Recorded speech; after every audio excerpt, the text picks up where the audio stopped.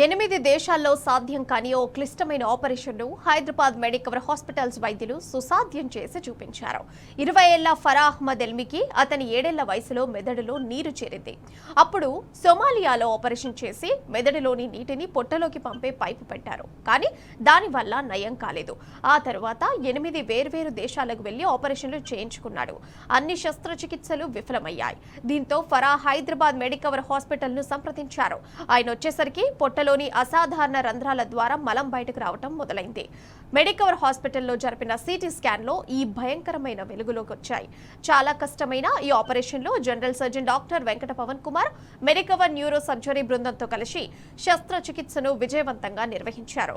పాడైపోయిన మెదడు పైపును దానిలోని చీముతో సహా పూర్తిగా తీసేశారు. అలాగే దెబ్బతిన్న చిన్న పేగు భాగాన్ని తీసేసి కొత్తగా కలిపారు.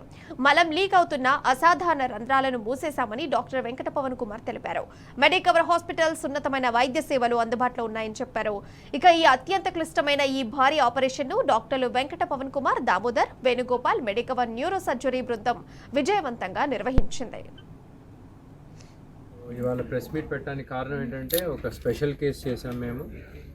పేషెంట్ ఒక 17 ఇయర్స్ బాబు, సొమాలియా నుంచి. ఆల్రెడీ ప్రీవియస్లీ 3-4 సర్జరీస్ అయినాయి బయట వేరే కంట్రీస్లో, బట్ ఎక్కడ సక్సెస్ అవ్వలేదు. మా దగ్గర మన మీద నమ్మకంతో మా దగ్గరకు వచ్చాడు. సో బేసిక్ ఏంటంటే పేషెంట్ హైడ్రోకెఫ్లస్ అంటాము. బాబు 3 ఇయర్స్ ఏజ్ అప్పుడు స్టెంట్ వేశారు అబ్డామెన్లోకి, వీపీ షంట్. ఆ స్టెంట్ వల్ల అబ్డామెన్లో ట్యూబర్క్లోస్ వచ్చినా ఏంటో మనకు తెలియదు. సో మన దగ్గరకు వచ్చినప్పుడే ఆల్రెడీ ఆపరేషన్ అయింది, అబ్డామెన్ సర్జరీ.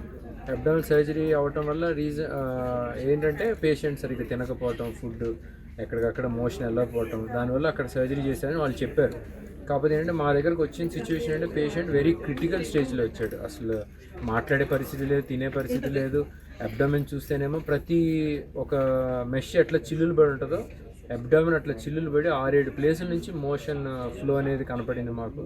సో దాని తర్వాత ఎవాల్యుయేట్ చేసి ఇంకా హై రిస్క్ కన్సర్న్ వాళ్ళతో మాట్లాడి బ్లడ్ అని అరేంజ్ చేసుకొని కేసు సర్జరీకి తీసుకున్నాము. సో దాని తర్వాత మేము సర్జరీ చేసాము.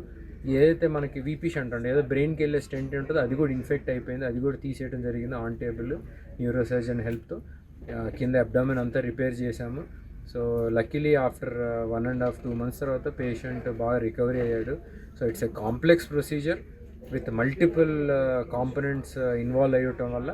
So and now he 17 years and patient is doing very well.